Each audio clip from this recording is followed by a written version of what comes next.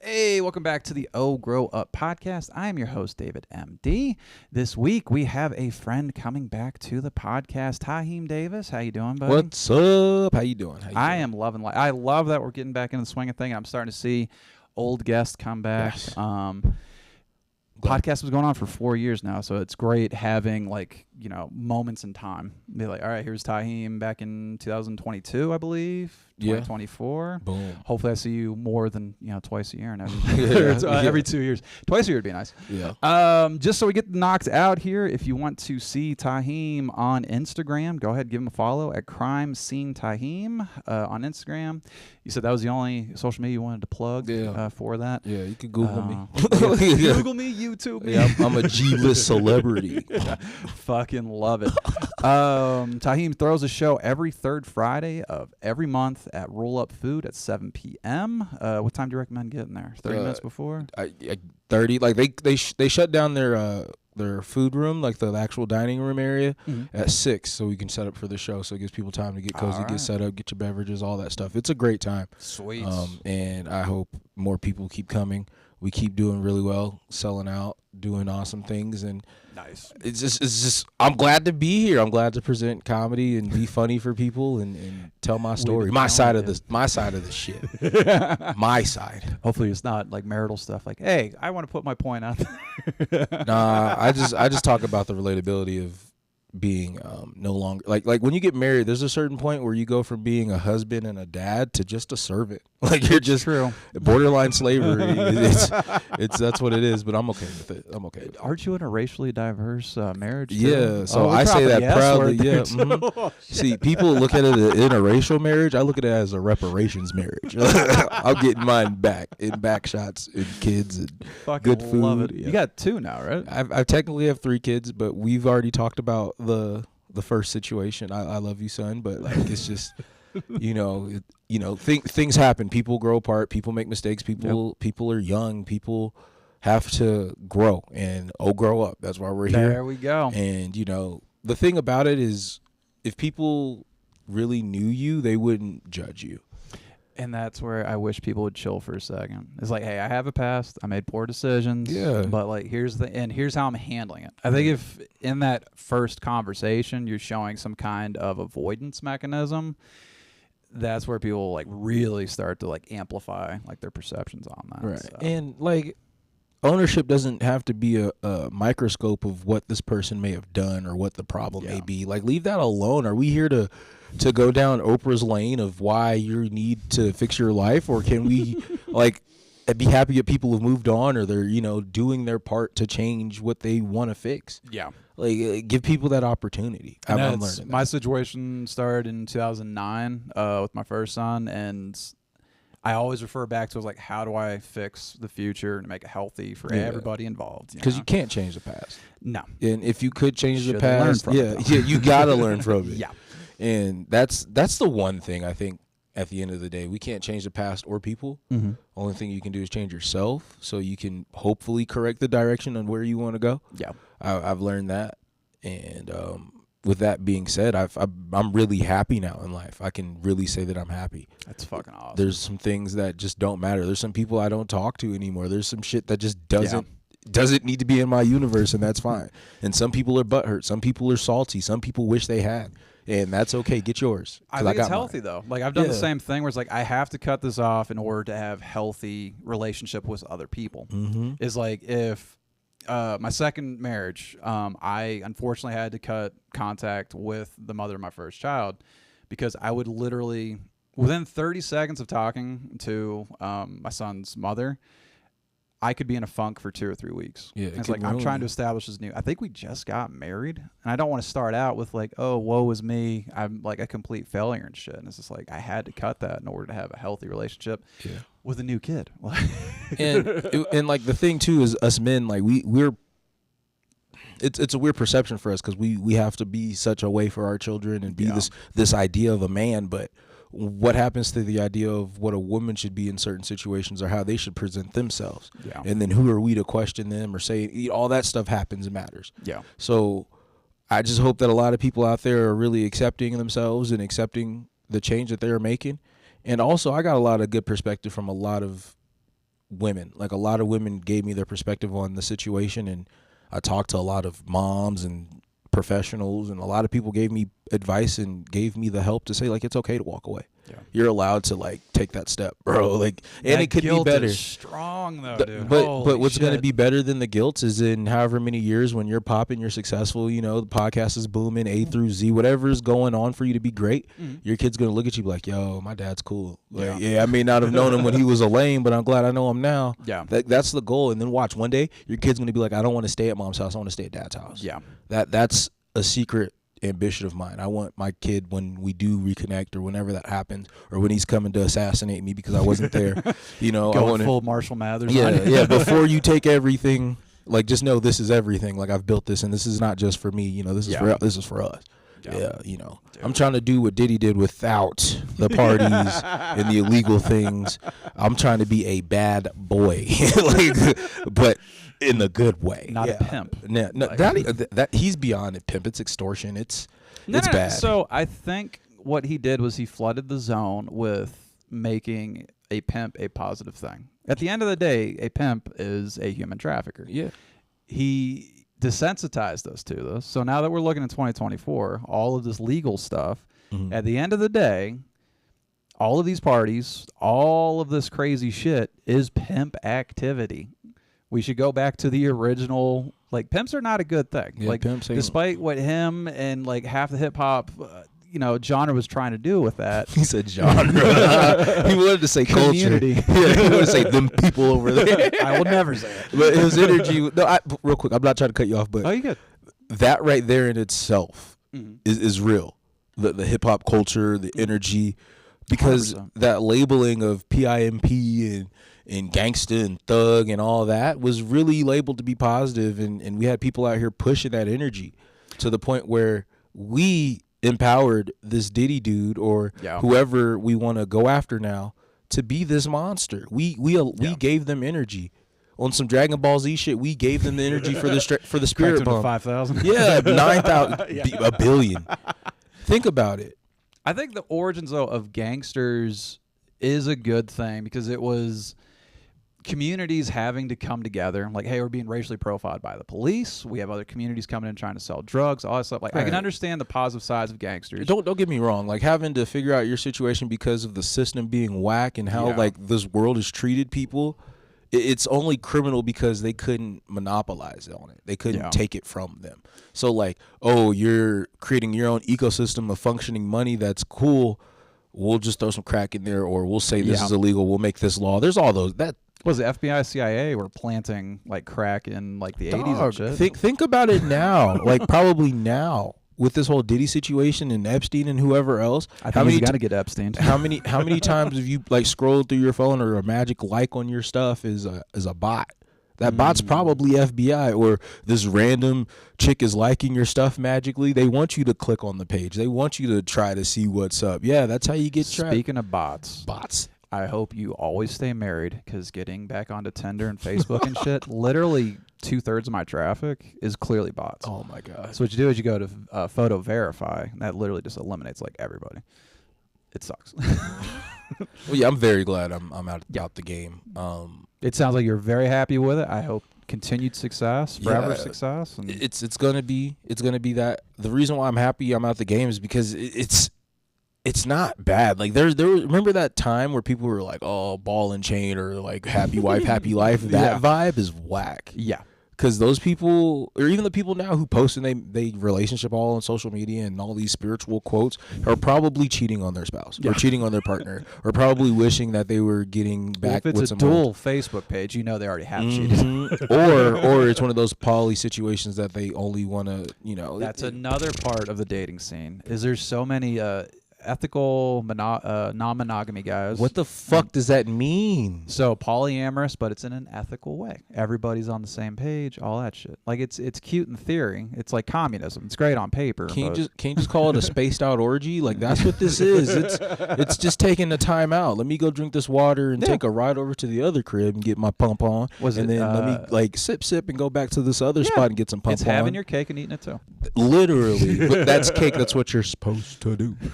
Like, congratulations, I guess. It is a shitty analogy. It's terrible. I've never liked that cake and eat it too. What the fuck am I supposed to do with this cake? Just look at it? Like, I just have a cake in my life? Well, we are the Instagram generation. You're supposed to take a picture of everything you eat. Can we talk about food porn?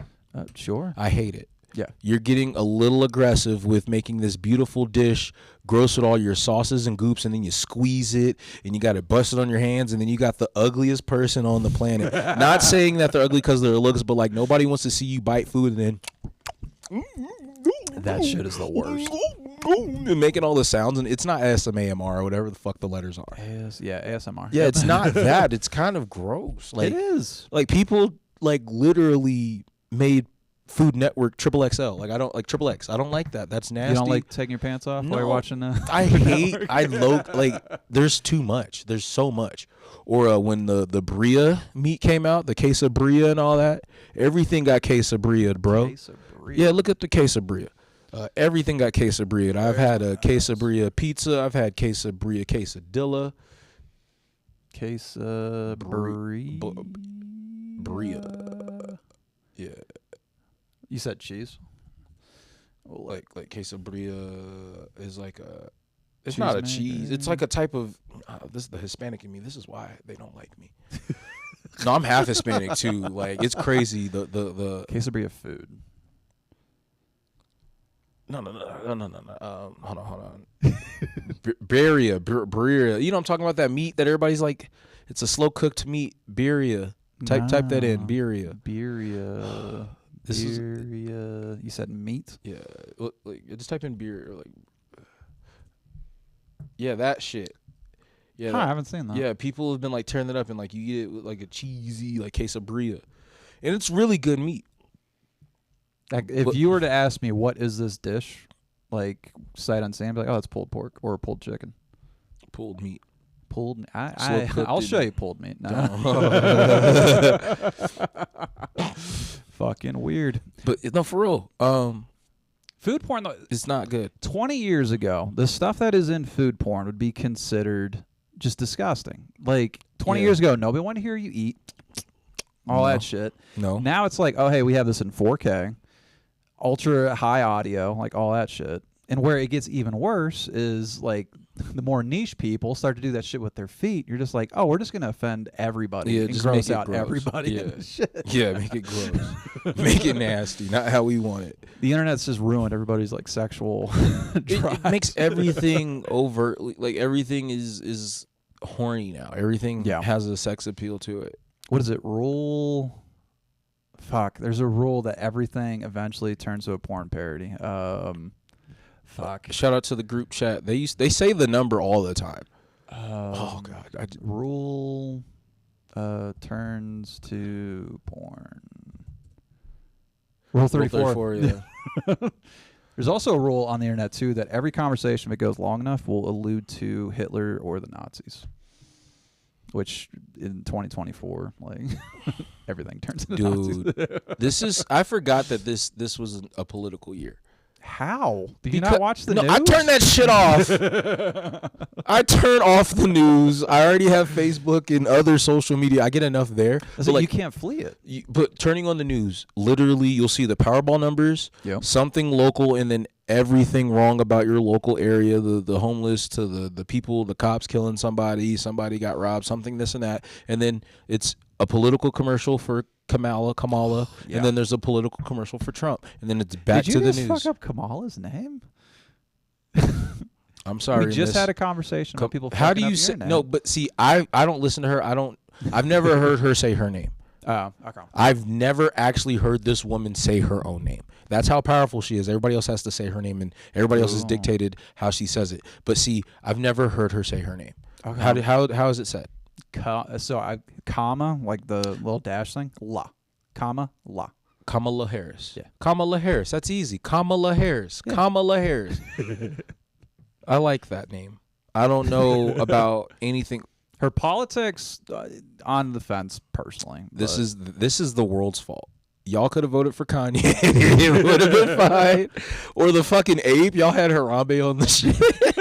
I say they and y'all looking at you. Yeah. His ancestral connection to the government. It's politically charged in this bitch. All right. Me, I'm central, so there's positive and negative things on both sides. I think if you go too extreme on either side, you run into extreme problems. But this is the year that we just finally say we don't need a government. I wish. I don't want like bombs going off, people dying, execution, nothing like that. But like the fact that somebody were to just go to all those strong government buildings and political powers and be like, the switch is off. You no longer control this. And like we figure out the money thing, like that show, Mr. Robot. I've never seen that. It's got watch his that name shit. The from, dude, Queen or whatever. Yeah. Mr. Bug Eyes. He's cool. He's a weird one. Did you ever see him in a Band of Brothers, the Pacific? He was in, I think, Night Really of the good. Museum or something like that. Was he? He was in the new Night of the Museum or something. Type in Mr. Robot first. Mr. Robot. That show was the shit. Yeah, Rami Malek. Yeah. Women love him. Did you see him in the James Bond movie? No. Weird as fuck. No. Shout out to Portia. She was cool. Mr. Robot. Yeah, that thing was popping. That was a good show. I didn't know he was in Night of the Museum. Yeah, but He was in Oppenheimer? I have not yet. I wanted to watch Oppenheimer in the movie theater so fucking bad, but at the time, too much shit was going on. I just waited for that and Barbie to hit streaming platforms. Barbie, I will not go see. Just it's on streaming platforms. Watch it. So as a comfortable man, and you know you have kids and you've had relations. You're not insecure of your masculinity. Mm-hmm. I watched the Barbie movie and cracked up because it was making fun of today. Like it was bussing down, and it was giving like a lot of social commentary on that. so much social commentary, and it was bussing down from a female's perspective, and I could respect the female's perspective. I don't look at Barbie as like a female empowerment movie. Yeah. I just look at it as a female's perspective movie. Did you see Ben Shapiro's review of it? Oh, it was so fucking funny. But like, because he's like a hard right guy, so dudes were really like a lot of dudes were really butthurt, but were also dressing up as Ken to hope to get some butt from like the chick that they went to go see this movie with. Like, well, at the end of the day, that's the only thing we really do. Is like, what do we have to do to get laid? When does that stop for us? When is I really wish it would stop soon. When is it going to be? What do I have to do for him to really love me, or what do I have to do for him to maybe give me that dick? Like, where is that energy at? That energy's there, but those are usually highly damaged people. It's there. Ones with daddy issues are the ones that you're inquiring about. It's the red flags, bro. Yeah. It's the real red flags. My homies are out here in the game doing their thing, dating around and all that stuff, and there's a lot of red flags. Oh yeah, the entire scene's just red flag. I feel bad for the comics in our scene and comedians in our scene that are trying to date and stuff, because like, that person was there to laugh. They weren't trying to get laid, but if you do get laid, like, I hope you understand that you are now the chuckle that they fucked. Yep. And you might not be another chuckle that they fuck again. So, like, don't be butthurt you think you found love just because this person got free drinks out of you because you had a killer set. Yeah.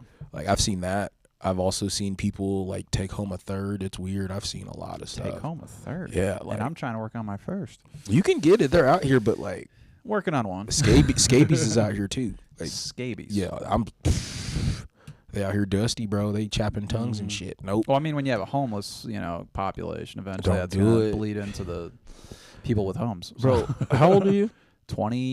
I'd say 28. I fucking wish. I was like, don't be one of the women that we were just talking about, like, about your age. No. What are those people? Let's be. Well, so you're like the first person in like months to ask me that. So I'm at that age now where you have to sit there and calculate. How old would you go? Above me? Yeah. How old you dating? I think 45 would be my cap there. Okay. There are plenty of 45-year-old women out there. They got that right amount of like the wrinkle in their creepier neck. question is how low do you go? I mean, 21 is where I have a rule. I have a rule. If she can't buy me a drink, I won't touch her pink. I hope my program clips that out. If she can't buy you a drink, don't touch the pink. For real, that's probably one of the most scary things I think this world has had today. The people lying about any of that. Yeah.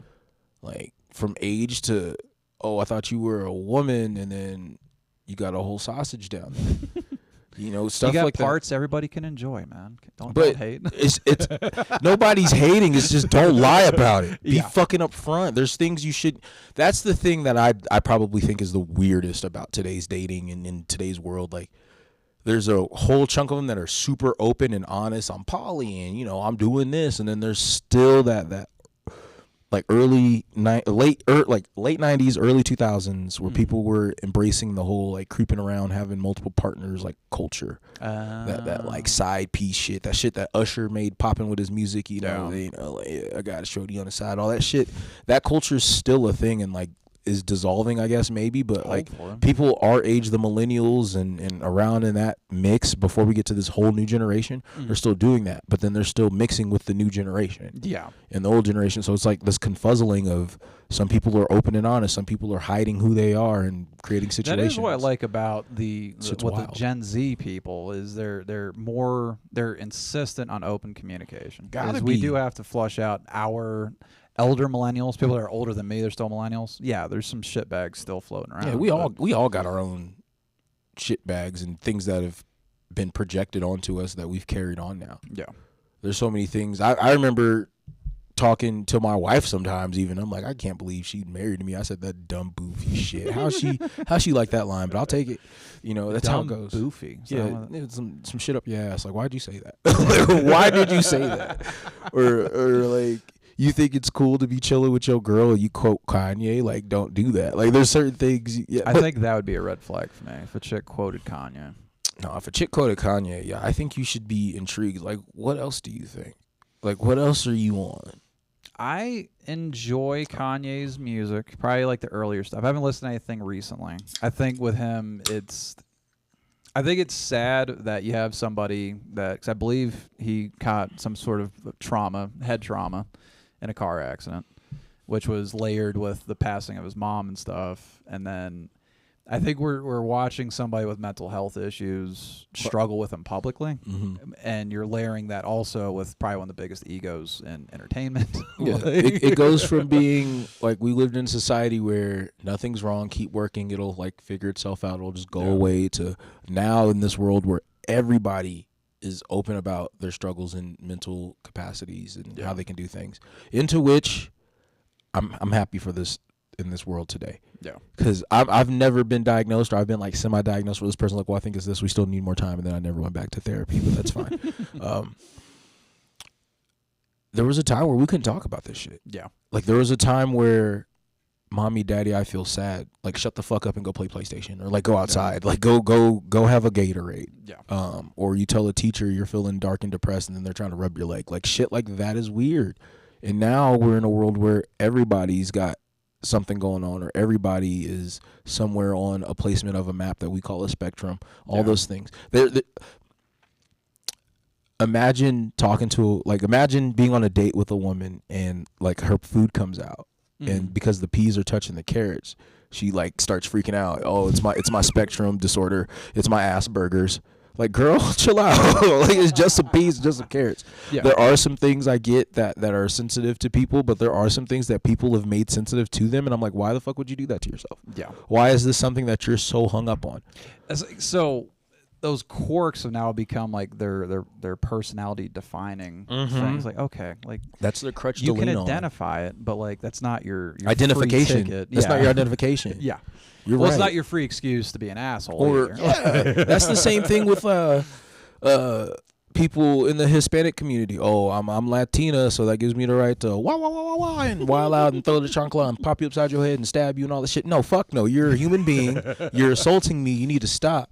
You know, like or like in the hip hop community.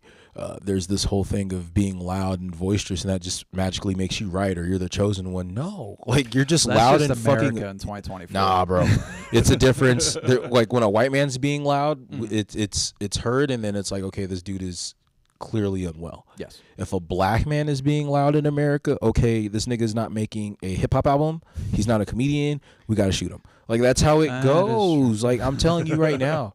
Well, fun fact: I went to Denver for a show couple weeks ago, and I'm in the car with some other comedians, all white. Shout out to my squad. Shout out to the squad. Shout out to the homies, my friends. I didn't want to say my squad. That sounds very Red Power Ranger, and I'm not. I'm Zordon. I'm chilling in the tube. Like, I'm just there. Zordon was in the tube. Yeah. Okay. But what was the red guy? All the muscles and shit. Tommy. No. The bad one. Zordon or no. because what was her name? What was Zenith? That'd be fun. Well, look them up, man. We got the computer. While you're looking that up, I'm gonna still talk. All right. Anyway, we get pulled over because this person has temporary tags. They just got this car, but it wasn't showing in the back. She was like, "Yo, like I don't have the screw for it. Like this thing, like it's just here." And the cop was being kind of like an asshole about it. Like, well, it's not showing, blah blah. And my friends are in the car like laughing and cooling, and I'm sitting in the back seat like I'm the only black dude here. Like I'm the one who's gonna get pulled out of the car and get shot. Like I'm the one he's gonna change like a spare tire for real. That's fucking awful. Lord Zed is his name. Yeah. Lord is. I don't remember the Lord in there. I just remember them calling him Zed. I remember the Lord Zed. That was the only. Because Rita would talk like this, and then she'd be like, "Ah, Lord Zed." That's how she would do it. Did you see when Roseanne Barr got let back onto Twitter? They wait, she was kicked off Twitter. she said some racist shit when she got worse kicked than Paula Deen. In the same ballpark. But like, was wait when they did that. You remember when Rita Repulsa knocks off the cover and she's like, "It's time to take back Earth." Oh no! They put Roseanne's face on there. Oh man! No, Roseanne got kicked off of Twitter because supposedly she was on some like sleeping pills and shit, and she posted that there's a senator or some shit that is a combination of something and Planet of the Apes. I believe she was either a black woman or a mixed woman. And people just like, oh, Planet of the Apes. Like, it was kind of a weird, fucked up, like, analogy. But like, see if I can find that. There's so many fucked up, weird analogies that are still here. Or even back to the Diddy shit. Diddy was, I don't know if he still is paying rights to, what's his name, Sting? Or I think that's for the rest of his life. Yeah, that one, for that song, that You Belong to Me. That whole song, if you listen to the lyrics to that song, yeah, and we made that a hit record. Like we've encouraged this society, and then we get mad. Muslim Brotherhood and Planet of the Apes had a baby. I gotta figure out. Yeah, so she's saying her. That actually canceled the Roseanne remake. How could that cancel Rose? That lady does look like. Hold on. Go back up to her picture real quick for me. That looks like. The monkey that Michael Jackson had a baby. You're about to cancel yourself. Dude. No, that looks like the monkey that Michael Jackson. That old lady looks like a fucking monkey. It's okay. It's okay. I look like a patchy beard. What's his name? Darius Rucker. That's what they were going for. Yeah, that's hilarious. She's a comedian. She's goat status. Like, she's done great things, and y'all gonna take this one tweet and cancel her for that. But everything that Donald Trump said before his cancellation, y'all didn't cancel. Anything that Pete Davidson has said on Twitter, like all this stuff that all these other people have said, but y'all go after the old lady who says somebody looks like a monkey and something else had a baby. The reason why is because they had leverage on ABC. That's what canceled her. Is they just released the newest season of Roseanne. ABC. If you get connected to network television and you stuff, gotta keep it. You got to keep Coca-Cola happy. You got to keep Kellogg's happy. Like, you can't be saying shit like that. But it's I don't care. Well, if it was on like Kill Tony, they wouldn't have blinked the fucking eye. But it's on Twitter. But even it's the same thing though. Okay, that clip goes from Kill Tony to Twitter or X or whatever. Well, saying if that was her show, but because Roseanne was up on ABC, like that anchored the controversy, and it elevated like the cancellation of it. So, what were we talking about? It was we're talking about the spectrum. So this morning, I woke up around like 9, like, oh shit, I got to get all this shit ready for Taheem, and I was like, hey man, like, you know, this all, and you're like, oh no, I'm on the spectrum too. Like, so how does your anxiety get like where does your anxiety come in? Is it getting on stage? Is it like, where's that at? So my anxiety or angst, whatever it's called, started when I, like, as a kid, of course. I grew up in a home where my dad was in the military, and he was always deployed, and when he'd come home, you know, he's trying to debrief and get that off of him, which is fine. But I'm a kid, and I like Dragon Ball Z, I like Yu-Gi-Oh, I like fun things, so I'm making noises with my toys. And I remember one time I was coming down the stairs with a Charizard toy, and I was like, ah! And my dad was like, what the fuck is going on? I came around the corner, was like ready to fight, like pushed me into the wall. And like I just felt like I couldn't do anything being myself. Yeah. So like it creates this hesitation, this stutter step, if you will, non-NBA quote, but like I'm Euro stepping my life sometimes. Okay. Like I'm like, and then I got to do it. Get this way, because that's where that anxiety, that angst of, oh, I'm gonna fuck this up. I don't want to get yelled at or beat or disappoint my family or let these people down. And then I realized I'm letting myself down by letting those thoughts in. Yeah. So yeah, I apologize if I'm a little late today, but like I got No, all this shit. The late thing helped me out because my anxiety was like, oh shit. Because when you guys come in, all the guests come in, I want to make sure everything's good. Only thing we have to do is adjust for color correction and all that shit. Mhm.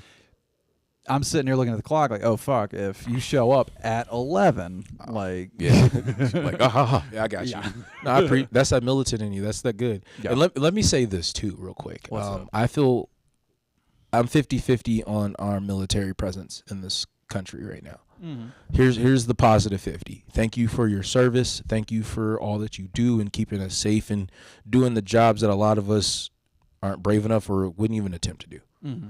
With that being said, you coming back with all this money and lavish ways of living and getting this stigma and then producing kids and then trying to put that stigma onto them, people think that I'm a fuckboy, just because, I speak a certain way. I don't come off as hood, but I also don't come off as Carlton. Mm-hmm. I don't come off as trying to make it to the league as a sports athlete, but also don't come off as a drug dealer. You know what I'm saying? I have my own place, and that creates this thing, and people want to label me as like a fuck boy, or people want to say these things, and I'm just a boy because who you're fucks. the complexity of that. I'm just a boy who fucks. That's all it is. So Like weird. I fuck. When it comes to doing stand up, I fuck. When it comes to doing Yu-Gi-Oh, I fuck. When it comes to being a good dad or fixing my life or leaving my problems behind me, I fuck. No. And that's allowed.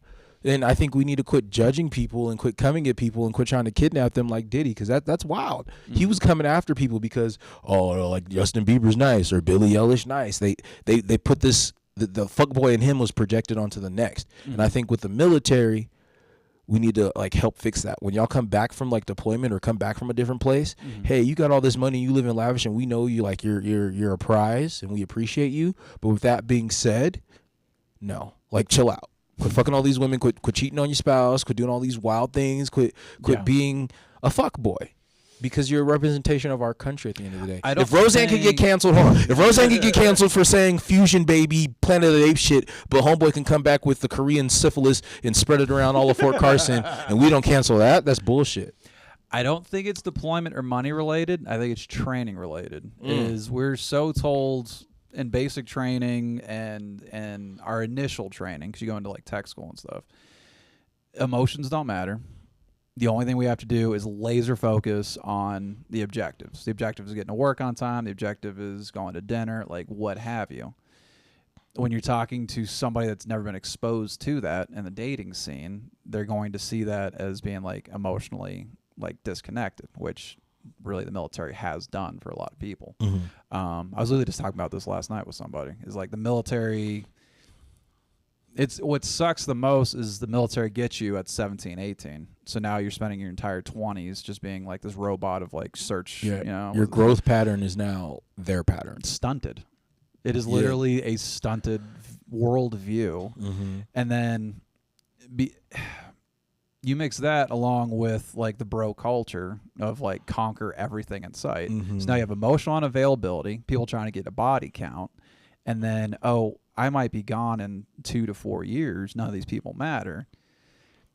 But then what happens when you're here those 2 to 3, 4+ years afterwards, and those people do matter? That's where I started to learn. Like, we have a time frame on this planet, and what we do with that time frame is really important. Yeah. And I'm not saying go out and try to fucking change the world and create vegetables out of a machine. No, Cloudy with a Chance of Meatballs Part 3 here. No, nothing like that. But with your time, like I said, like this sucks that you're dating, and half these bitches are bots. Yeah. It sucks that you're trying to rekindle the flame to find love, and they're scamming. Like, well, to like, back it's up just what you're like- saying, here's like- what sucks: is half of it's bots, half of it's whatever. Yeah, and then the The other other half is you find are people that are previously damaged by people in the military. yeah, So like, if especially you in were to this go, city, this dude, town, this state. if you were to go on my Tinder and my Facebook dating, there is no direct observation between me and my occupation. It is something I don't want to hide it, but I want somebody to be like, okay, this dude's a wannabe comedian. He has a decent podcast. He works out. Why do you say all wannabe? stuff. Why do you say that wannabe thing? I yawn at that. Why do you say that? Am I I that really no. Like I It's- don't like. That's a boring statement. It's What makes you because I wannabe? don't have the tools to get past the difficulties that are inherent in stand-up. But this is a lot easier for me as a person to do in my basement than to do stand-up. The vision is eventually to be primarily a stand-up comedian and have a podcast on the side. But as of right now, that when it comes to all of my projects, stand-up comedy is the last in there. Fair enough. But, don't say wannabe because I've seen you do the hard things on stage. I've seen you crack a tough room. I've seen you make a good room laugh. Like, sure, it's not like LeBron every night or whatever every night. Sure, but don't do the wannabe thing to yourself. Don't downplay yourself. That's one thing I am learning too. The more positive things you say about yourself, that's just one more positive thing you could possibly do. yeah. Don't So do the it. big hurdle for me right now is going through therapy. And So you're going to figuring out- therapy. That's Well, tight. figuring out who I am as a person. The reason why I started doing stand-up comedy is because I was ignored as a child. Like, high school fucked me up. It took me Welcome. 21 years to figure that out. Welcome. But when I go to an open mic at a dive bar where everybody's paying attention to their own conversations and their own sets, and I'm up there just drowning, I'm like, fuck, I'm reliving high school right now. Like, so I think it's pushing past the triggers, like the emotional triggers, like, oh my God, I'm being ignored. Because I know on the other side, I am welcome. Like, you speak positively of me, which I appreciate. Right. Everybody has been on the podcast that has seen me on stage has spoken positively of me. It's like, I know that that's there. It's just like, hey guys, I'm sorry, but like, I'm dealing with like a head full of You're working trauma. through that yourself. Yeah. Yeah. Until you see it for yourself. I think one day you'll have that light at the end of the tunnel or the rainbow in the clouds, whatever the fuck it's called. It happens. I'm not saying I have that, but I definitely don't look at myself as less than or I can't do this anymore. Fuck that. No. I'm out here filling up a room that was requested of me. You know, this person like, hey, we want to try this and can you help? Can That you do is this? fucking awesome. And then I'm doing this consistently, or I feel good that people ask like, hey, can you stop in for a guest spot? Or hey, this person dropped out. Can you fill in? Yeah. I feel really cool. Like I feel empowered. Like this motherfucker asked me. I instantly charge up. My wife's probably like, this dude has ADHD. Where is he out on the spectrum on this one? Because he's around the house screaming, getting in the shower. I'm singing. Yeah. I get hyped because like I get to do what I said I wanted to do, and Yeah. it's cool to like finally say I'm gonna do this, and then you get to. You know, it doesn't matter if it's $5 to however much. The fact that you get to like cash a check or put your name on something and you did what you wanted to do. Yeah. Or like it's gonna be cool when it's cool that you open up your bank account like, oh, this is from YouTube or wherever because the podcast is booming. Yeah. That's tight. I want to one day wake up and see an email like, oh, we want you to come do this and that, and then it's the same weekend of a Yu-Gi-Oh tournament. So now I'm booked out for like a week, and I'm doing what I want to do, crazy pushing. And meanwhile, my family's eating and they're not starving, and my wife's like, yeah, that's my guy, or my kids are like, that's my daddy, or my friends are like, yo, I used to know him, and all the homies that used to be like, oh, he was cool back in the day, all that shit. Because we've been through it, bro. Yeah. The fuck boy phase or the that time where I'm riding. Here's why I say this too, because the accountability that bro conquer the world thing you're talking about. It's easy to want to conquer the world when you're riding in there with your soldiers, and then when you see the bodies drop or like you get what you need, like, oh, he's in the cut with Shorty, I got my Shorty over here, or like he's drunk, passed out, I could take the keys and I can go get this. Like I've seen that, I've experienced that where they're your bros, and then next thing you know, you're getting used as the cover up or used as like the excuse or like you're the fall guy. And that's terrible. I think that's terrible. We can't be using people in this world anymore. No. And the reason why I go down this rabbit hole real quick is because that bro culture, that thing that we want to change or fix and make it inclusive, it hurts more than just like your bro. It hurts more than just like the person that you decided to be sneaky on, or it's an ecosystem effect. Because now, how many times were you affected by somebody else's actions, and then you're like, is it me? And then you take that to the next relationship, and then that person's like, well, is it me because they were going through this, and it was something from 3 coochies ago. Yeah. That's crazy. And that's one of the things in the wake of my divorce I'm really struggling with, is like, how much of this was the person I was married to? How much of this is my defects because being a military brat has really fucked up my ability to connect with people. How many times did you move as a kid? My dad was a career counselor in the Army, and we stayed here since '99. Oh, fuck you. But that's the thing. He did a lot of deployments. He was gone a lot. Okay, so instead of losing your entire friend network, it was losing dad was he doing Army 18 months, or was like he's coming back? Army 18 months. Like the crazy long stuff. I could not imagine what that does to a kid. Like he'd be gone. There'd be times like he'd be here for a little bit, and then bombs over Baghdad, all that crazy shit that went down. He's gone a lot. Yeah. Gone. And like might come home for Christmas, or might make it for like the summer for a little bit, then he's gone again. As a career counselor.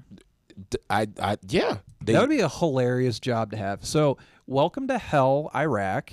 Would you love to re-enlist? The checks are fat.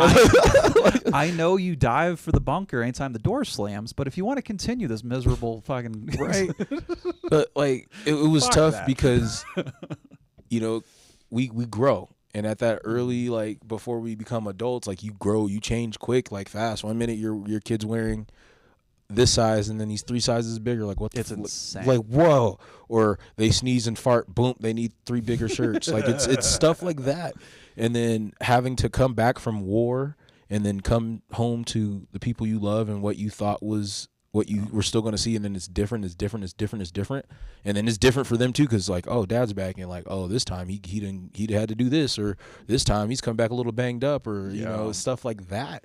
It creates this weird ecosystem, and then you got to take that military brat in you, like, okay, I have my experience in the world, and then you go out, and then what happens when you meet another military brat, or somebody else who might have been through something worse than being a military brat, or a different experience? It creates this. We're in a really fucked up world right now, bro. So there's this person I'm talking to right now. I'm really connecting with her because she was a Navy brat, and she was moving anywhere from 4 months up to 2 years. One of the things I struggled as a military brat was we moved every 3 to 4 years. It's difficult for me to have friends because every single relationship I've had my entire fucking life has had an expiration date, a hard expiration date. So now that I'm about to retire, I'm retiring in 2027. Nice. There's a couple of people that I work with that are retiring here and staying here. I'm like, okay, maybe I could start to have friends again. Because like when I moved in 2001 from 8th grade to 9th grade, not only was it a change of school system, but I lost all my friends. And that's where I think I just like shut off. Like I'm not losing good friends again. So like when I come out and see you guys and it's like, oh, MD, like what's going on shit, like it hits on a different level. Because it's like, yeah, I might barely know you guys, but like if you saw me 4 years ago and you're just like, hey man, like how's this, that, and the other, like I'd never had that in my life. So speaking of the variety in your life, you said Yu-Gi-Oh nerd, music nerd, like all that stuff. It's weird that people have observed that and like called you fuckboys. The only true thing that I appreciate from my childhood is that I had to work in a very diverse environment. It's like when I went into high school, I was stateside. It was all farm country.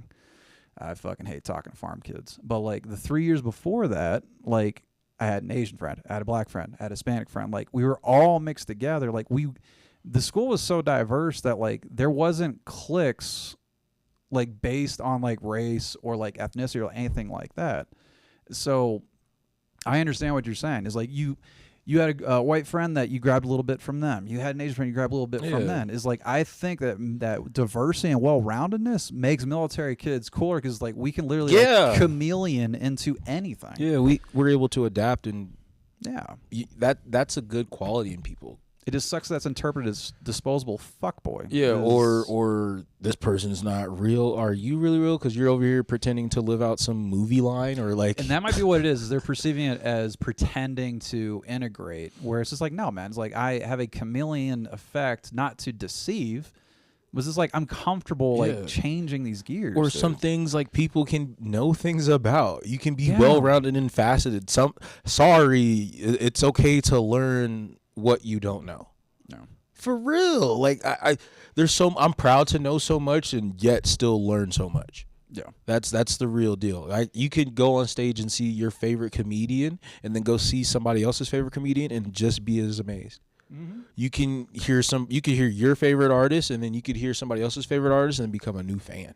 Yeah. That's allowed versus, oh, this is mine, or like, oh, they got this from me. That shit's weak. Yeah. That shit's bitch made. You don't own anything because if they got it from you, you wouldn't even be interacting with me right now. You'd be off somewhere being a baller. Yeah. But instead, you want to sit here and try to bogart and be one of them bitches. And people do that from everything. I've had it happen from Yu-Gi-Oh to video games. I'm hyped right now. I'm hyped to sports to food to let you have an opinion about something. People are like, why is this person talking? Fuck you. Go home and realize that you are a problem. Not the problem, but a problem. A problem within yourself. A problem within your community. If you want to sit here and be a bitch and like you want to be cult-like on life. Under your power, under your control, you bum. Like, get out of here. That shit kills me. People be acting like cult leaders, and they're not. They're followers. Yeah. How are you a cult leader when you out here following something you don't even know? I think it's admirable to have an identity, but I think it's the opposite of admirable when you let that stunt you. Is like being an atheist. I don't think there's an afterlife. I think whatever amount of time that you have on Earth, you should dip your toes into everything, man. Is like at the end, if you're on your deathbed, and I'm trying to think of any example. Let's say you never knew that you were going to be fascinated with football or something. Right. And on your deathbed, you're like, shit, I spent 60 years avoiding this. Like, I would rather be on my deathbed, be like, I tried everything, hated a lot of it, loved a lot of it, like all that stuff. Right. Instead of like, boy, I kept on my blinders, and all of a sudden at the end of my life, I'm like, boy, I should have, because most regrets on deathbeds is I could have, would have, and I should have. Yeah. And that's real life. Yeah. I used to have regrets. No. And then I realized I wasn't meant for those things. Like, I regretted never learning the piano because I wanted to play a song with Alicia Keys. Like, I had goals. I was, like, going to be out there with these long fingers and just smiling with Alicia Keys. And then I realized, like, I can't get to that goal because, A, I'm not putting in the work on the piano. Mm-hmm. I've never even attempted. And 2, like, that's your goal. That's your dream. like my goal in life is to play the piano with Alicia Keys. Like, okay. Well, I mean, we still have that inside of comedy, though. Is I would absolutely love to do like a show with Tom Segura, Joe Rogan, something like that. You might have been like me. It's like there's a reason why there's $1,000 Gibson guitar behind your head right now. Is I think a lot of crossover between comedians and musicians. It's the same. This is my wild take. Mm-hmm.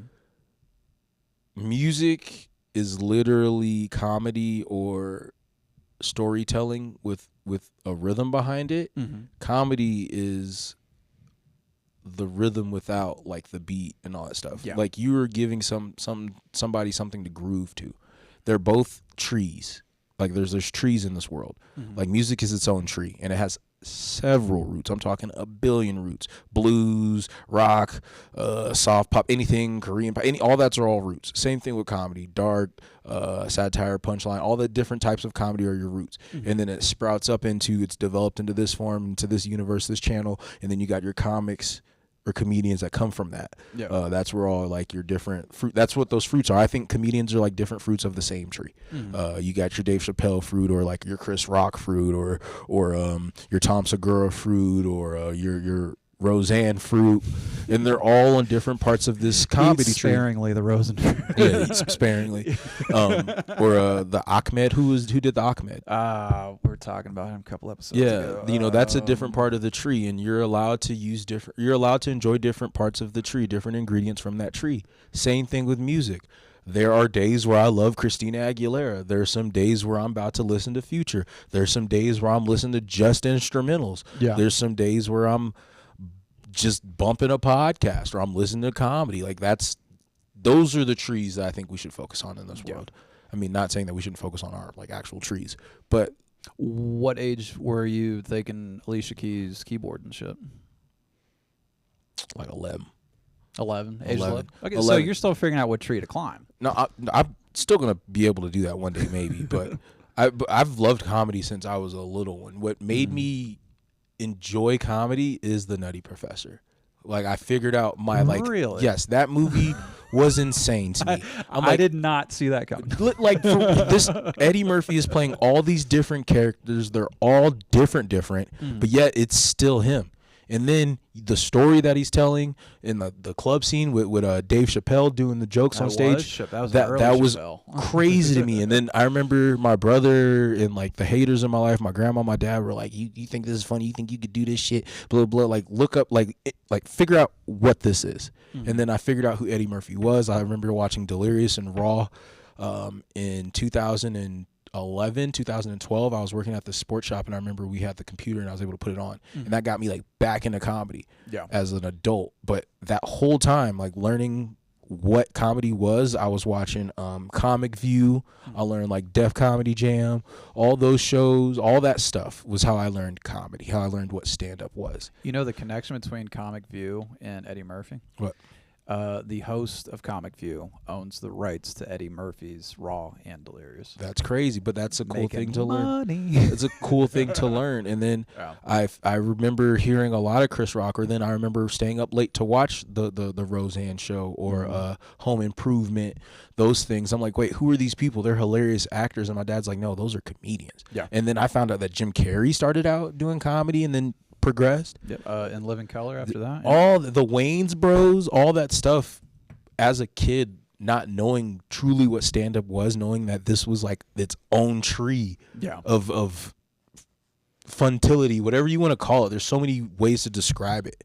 And then learning that, it's not just these couple black people being funny, or just like this chunky white lady being funny, or this one random white guy being funny. There's so much. I learned who Awanda Sykes was. I discovered the Kings of Comedy. I discovered like Nick at Night. That was a lot of comedians getting shows syndication. I learned all that stuff. It was really cool. And then I learned what a comedy club was, and I learned what touring was, and just that's the music tree of comedy. That's comedy's music tree, or whatever, the comedy tree right there. That's simple fruits being sprinkled into different dishes of your life. And for me, that tree, when I was looking at music, looking at comedy, is the music tree was a lot more manageable. Is if you were to put me into a room of people, at some point I'll be able to get everybody with my ability to like crack people up. Music, one, I don't have much rhythm and timing. Two is just my concentration. It doesn't go far enough. We could pull that guitar off the wall right now. I'd play one song. Like I just literally plateaued that quick. When it comes to the stand up, like I love. All right, cool. Like what's in my world right now? Like what's going on here? That's what goes further with me. Do you think that's when it comes to your music tree, you have that where you're like, okay, I would love to. No. Yeah. So the same thing he said, you have no rhythm. I feel like I'm tone deaf. Like 1 minute I think I sound beautiful, like I'm carrying that high note, all that shit, and then I play it back and I'm like, that is getting deleted. That is not something I would want my music to be played, and then like somebody like Michael Jackson be like, I like that, or like I play my song and Mariah Carey's like, yeah, I want that type of vibe. But when I have attempted to do music before, it's not that. But I've done comedy where people who are headlining nationally, or people who are traveling, people who are known, and people have told me I'm funny, or people like, I like that, or don't stop. When I'm getting that type of energy, or I'm getting to pick on this one person, I'm really destroying this one person in the crowd, but the whole room's laughing and they're with me, versus this person feeling attacked, and then they're coming after me afterwards like, yo, thank you so much, that was so funny. That's when I knew like, yo, all right, I can do comedy. I'm sitting here with my wife's friends, just chilling, cooking dinner, saying things, and they're laughing in the other room, and my wife's mad like, all right, you making my friends laugh, like stop. That vibe is a good thing. And why would your wife want to?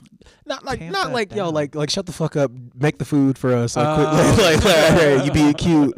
Not like, oh, you're making my friends laugh. We don't. Because I felt the reason I asked that is at some point I felt that my podcast, my stand up, was a barrier. No, it's if anything in my marriage, it's not a barrier. If anything, it's a barrier to help project you and get you through things. Yeah. Like it's a protective barrier to get you through things. And, Well, like, so progress. when I first started out, Powerful. before I had a system down, like it would take me a good 30 to 45 minutes to like warm all this shit up. When I was still married, I'd get this eye roll like, oh, like, you know, this, that, and the other. So that was another thing that added to my divorce. But see, in my marriage, like my wife asked me a serious question. She was like I get you like comedy. I get this is fun. You know, you go into the mics, you're getting booked a little bit, you're doing things, but like, what do you want from this? Yeah. It was a challenging question for me because I got stiff and I was like, you know, everybody wants to be famous and everybody wants to make money and be known and tell their stories, blah, blah, blah, blah, blah. That part right there, blah, blah, blah, blah, blah. How do you get to being famous and all those things and all that? And then shout out to a lot of the comedians in our scene and have progressed out of our scene or are still in our scene, because a lot of them, and I'm saying this to the camera now, are doing the damn thing, and it's just simply them pushing themselves. Yeah. I'm not here to suck nobody off or to hope to get booked some way down the line, any of that bullshit.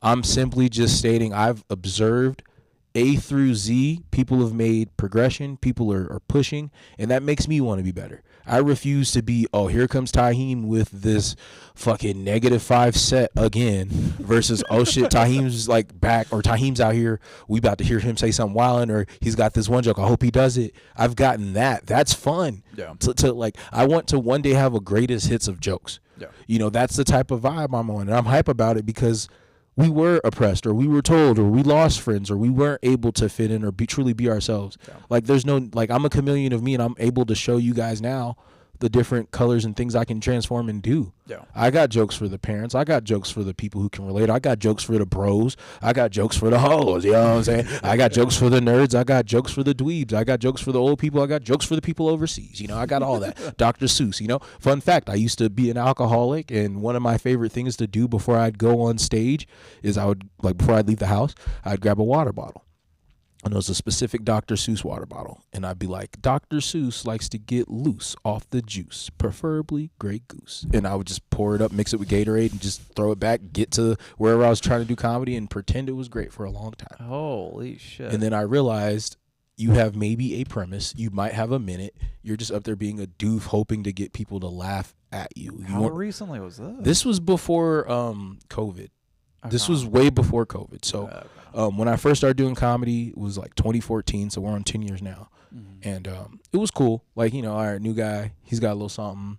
You know, shout out to Loonies. They gave me a shot. I got to host at, not Chris Fonseca, Frankie Palazzo's high school reunion. The room was full room, people drinking. He let me host. He let me go up there and do 10. And I might have done comedy for 4 months at that time. Holy fuck. But to say that I survived that 10 with getting 5 minutes of laughs is okay with me at that time. And like, I'm just so proud of myself. And then that pushed me to be better. So many people started like, y'all just come pull up, hang out. But like going to Pueblo, going to Denver, doing different things. And I'm realizing like I kept like going for the drink and like, I need to get this off me. And then it turned into like I was sipping, and then I stopped going to the comedy club and trying to progress my comedy because I thought I was, you know, flying fresh. But then it was really the liquor talking. So then instead of me like going and spending a Friday night, the first 2 shows at the club, learning something and then going out to party or bringing the party there, no, I would just bypass that, go get drunk with people who didn't care, people who were trying to scam and conquer the world but use their man at any means. And I lost out on a lot of self-growth and opportunity to become great. I could be better than I am right now if I would have just simply done more then. Yeah. And I learned that. And then when I got back into comedy, when that other place was open here for a little bit, I remember going in there and like drinking and seeing all the new comics. Yeah. I try not to mention it because there's a lot of energy when that happens. And it's not because there's nothing that's ever happened to me there, and all my checks have ever cleared from there. I have no issues. Like, I get it, though. I get why people feel this way. But when that place was there, that weekly mic gave a lot of comics that opportunity to be like, am I funny? Or can I make myself funny? Can I improve? And it was like a war room. Some days it was hot. Some people were really rocking with you. The next week there's only 2 fucking people there. And then the next week you got a fat ass room, and then all summer it's fat. And then as soon as the first day it's cold, here's one granny, you know, here's one person. And going through those ebbs and flows and people figuring out producing more rooms and creating this ecosystem, it made me realize, like, if I keep drinking or if I keep doing these dumb things and not being about my business or pushing myself, I will not get funny. I will just be the guy here. Yeah. I can't get good tape. I won't get into these clubs I want. I can't progress. And my wife will be looking at me like I'm just a bum hanging out, drinking with these lames. Yeah. Adding to the problems in society versus making light of those problems and turning into something that we can laugh at and hopefully change. Yeah. And then once I stop drinking, we're going on 4 years next year. I feel really proud of myself. I remember my sets. I'm able to go back and like write it down. I'm able to listen to myself. I'm able to have communication with pro comics and meet certain people, shake hands that I never thought I'd meet. Like I'm meeting people from the movies I'm watching growing up, or I'm shaking hands with people who were on stage while I'm at my house as a kid watching this person crush. Holy shit. You know what I'm saying? That type of shit. What was your favorite interaction? My favorite interaction would have probably been Affion Crockett. Dropping some names I don't know, Bro. So I might know the face though. this dude has been around forever, but Black Affion, A-F. A-F? A-F. A-E-F? No, A-F. A-F. O-N. O-N. Crockett. And then there's a C. I probably spelled it wrong. Oh, there's two F's, I-O-N. I do apologize. This gentleman is hilarious. I feel like I've seen. You've seen him everywhere. Passing. You've seen him everywhere. He's been around forever. Look at that. Look at all of what he's been in. The Wedding Bringer, Haunted House, Soul Man. Keep going. Like keep going down the list. There's so much he's been in that you wouldn't even realize. He's played so many different. He's so multi-talented. He's been everywhere. From TV to movies. This dude is insane. And how'd you meet him? He was at the Improv. Oh shit. And you know, he's just got done killing this weekend, and he already took enough pictures, don't want to meet anybody, but he simply was like, all right, come on through, get this picture.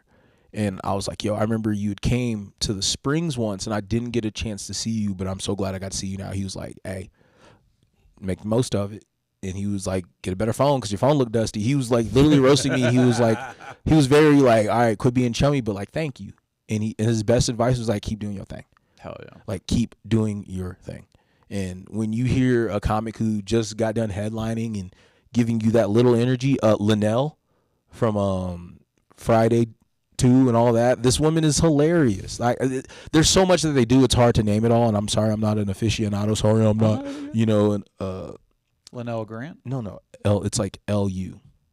L-U? Yes, first one. I have seen her. She's hilarious. Nice. I met her at that other place that, you know what I'm saying? Okay. I saw this woman literally get on stage, huff and puff for about a minute and say, sorry, I just got off some dick. And like literally broke the, like she destroyed the room, brought it back, destroyed the room, brought it back, all in that same sentence. Dude. Like the godly levels of what you hear these pro comics and these people who are traveling do, and they just simply take a picture with you, give you a little bit of that seasoning or whatever it's called. Yeah. That goes a mile. Yeah. You can't tell me nothing when I'm met this woman who's making more money than the Joe Schmo at the fucking bar who's a hater, or the fucking bum who won't progress himself, so he's hating on the next motherfucker. I hate that. Yeah. Like I say that now in our scene now too. Like I just walk away from motherfuckers. Don't pass me that. I don't want to smoke with you. I don't want to share my pizza bread with you if you out here being a bum.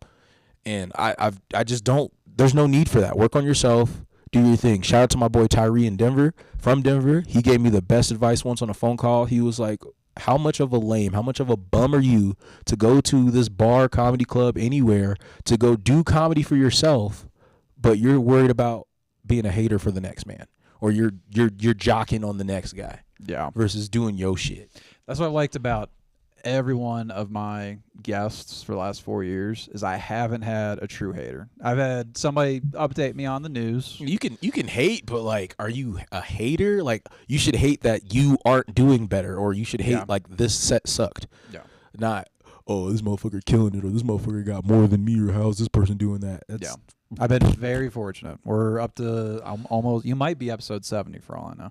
Hell yeah. Have not had anybody. I've had some real Debbie Downers really early on, but they weren't hating on the scene. They weren't hating other people. Our scene is dope. Our scene is very cool. We have so many different comics. We have so many different places to do comedy at now. There's so many different audience members. There's so much here. What I love too recently, since I've been back on, like every person I've had has their own show. Like you're here every third Friday and shit. Thad's got something going on. Ashton's got something going on. Like it's wild seeing the.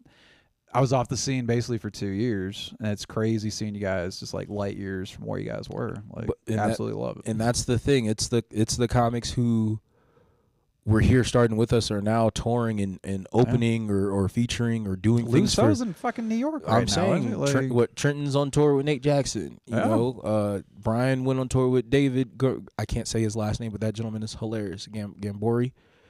He's hilarious, but you know what I'm saying? He's on tour. He's out here. Darius Dinkins is in New York. People are all over. Like, the list is insane of how much comedy in Colorado has progressed, and there's so many comics. I recommend, if anybody's listening to this podcast, because they are, go check out some comedy, not just myself. Simply just you got people who know somebody who's funny, who's probably been in the same Walmart as you or the same Sprouts as you, that you could go see them on stage and laugh, pay a good $10 ticket wherever, get you some drinks, get you a situation going to laugh and have fun. Yeah.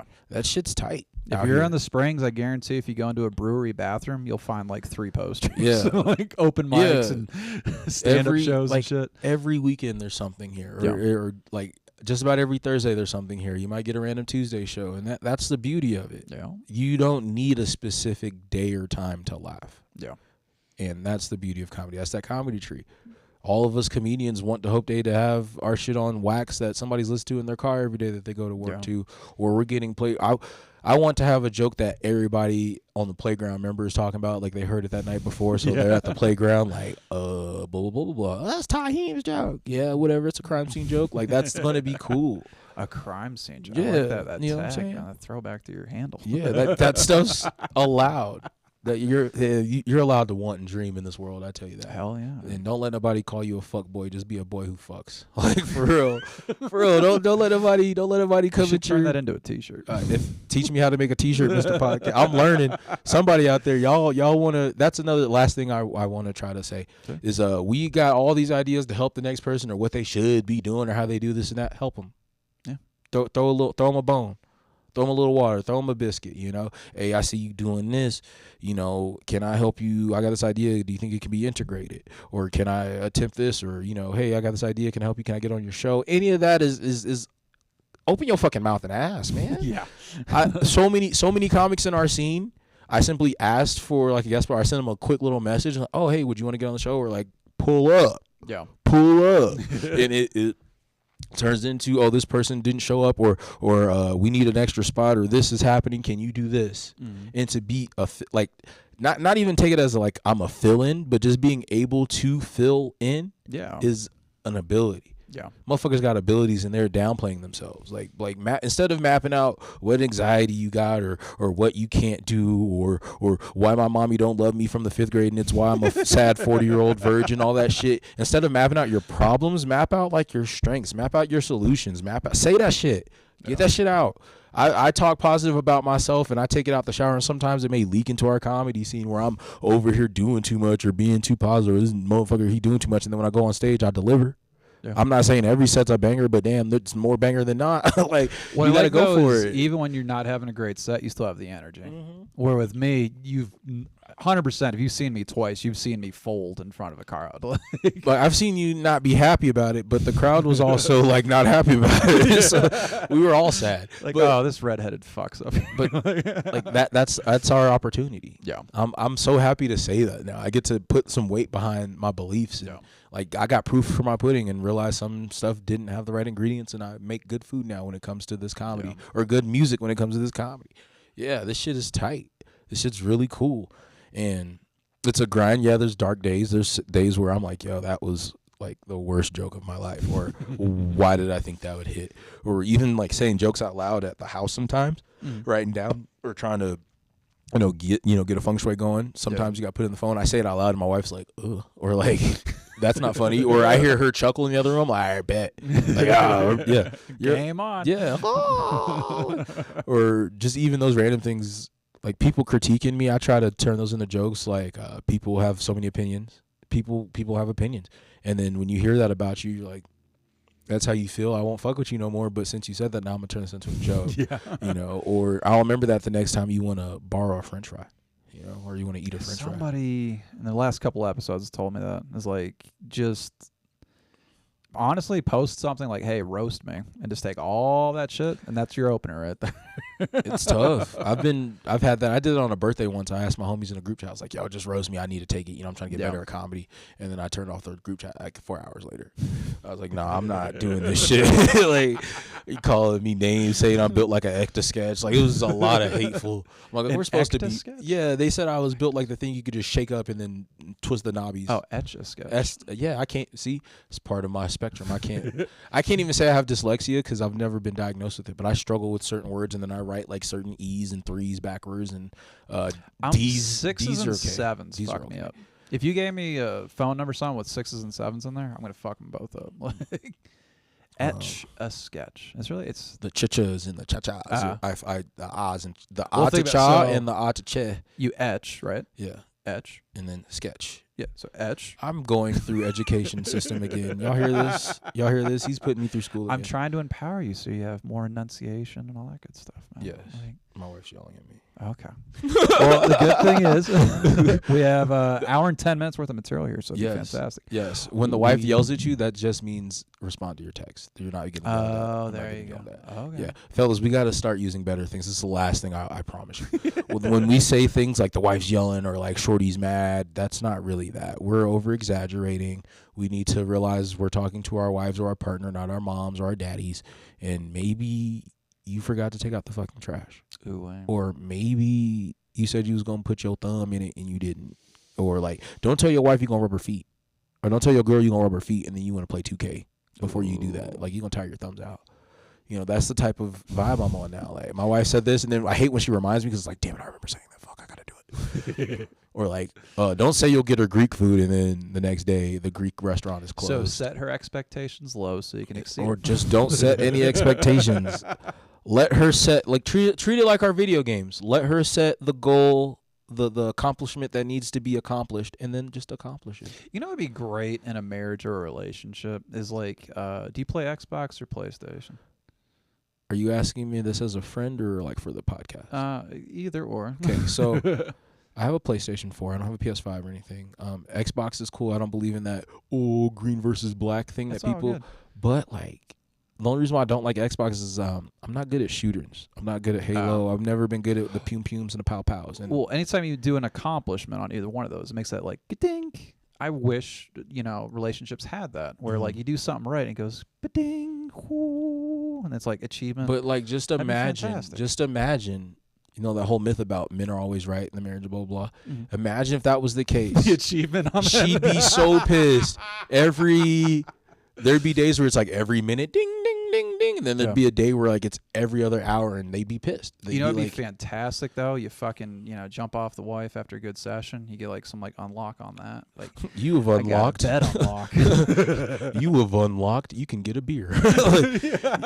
You have unlocked going to the game with your friends. I really wish that was a thing. Because it'd have to be like, okay, this is a little dramatic, but it'd have to be like, yeah, good, we're done. Woo, you clean it all up, and then all you hear is the doo-ding, open the email thing, and it says here, due to your great, astounding work as a husband, and in this moment, you have unlocked this opportunity. And then it's going to be, I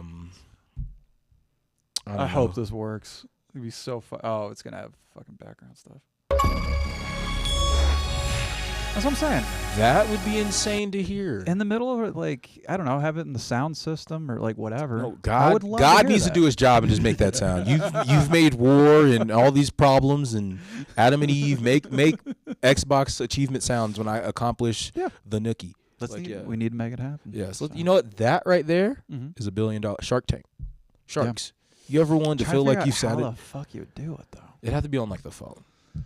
I think it would be an app. You would if she can record her cycle. If she can have an app for her cycle, I need an app for my sexual accomplishments in the marriage. Well, not just sexual stuff. Like, okay, Dinner was great. I accomplished dinner. I did something like that. I think what it would be. The kids didn't die with me today.